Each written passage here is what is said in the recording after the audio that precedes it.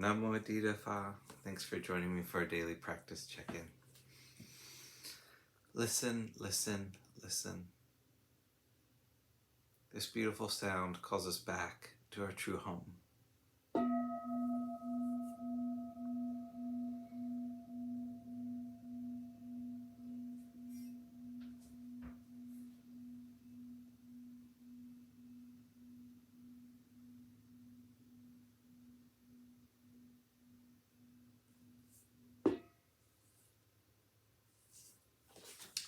The second mindfulness training. Aware of the suffering caused by exploitation, social injustice, stealing, and oppression, I vow to cultivate loving kindness and learn ways to work for the well-being of people, animals, plants, and minerals. I will practice generosity by sharing my time, energy, and material resources with those who are in real need. I'm determined not to steal and not to possess anything that should belong to others. I will respect the property of others, but I will prevent others from profiting from human suffering or the suffering of other species on earth.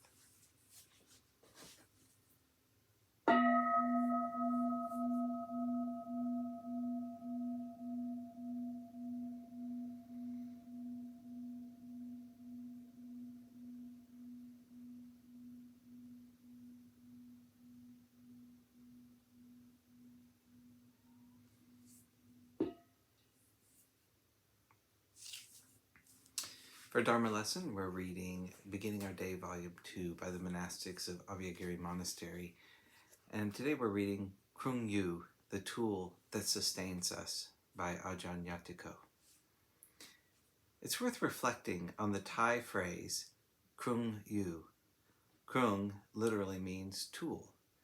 When it is combined with yu, the loose translation is a tool used to sustain. With Dhamma in mind, Krung Yu can mean a practice that is used to help sustain one's spiritual existence. So we might reflect and ask ourselves, in my daily life, what do I use to occupy my time? What is the practice that sustains me? At times we may say to ourselves, I've been scattered lately and I really want to focus more. So we make a determination, I'm going to be more focused in what I do. That can be a pitfall if our resolve comes from the standpoint that our situation is not acceptable, or from a desire to control or coerce, rather than the standpoint of taking an interest in examining our experience. It's like parents who constantly tell their child what to do, trying to force the child to act in certain ways. After a while, the child doesn't bother listening. The child and parents can end up with a split. It can be the same with our minds.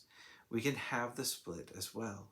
We might try to force ourselves to focus or practice harder, but there's a part of the mind that can rebel, that doesn't want to be forced. Rather than trying to force the mind, we can ask ourselves, why is it that I don't want to practice sometimes? What is that about? Without forcing and imposing our control, we can get to the root of the problem through skillful investigation. Instead of telling, we're asking, we're probing, inquiring, and looking for the defilements that lurk within.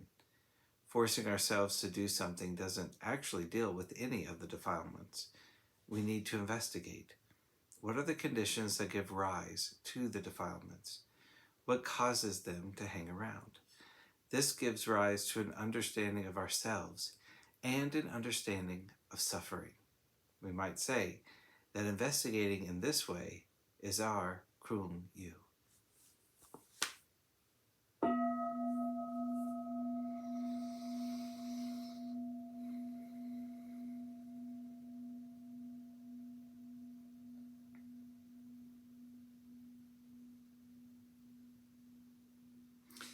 May all beings be well. May all beings be happy. May all beings be peaceful. Namo Phat. Thanks so much for joining me today.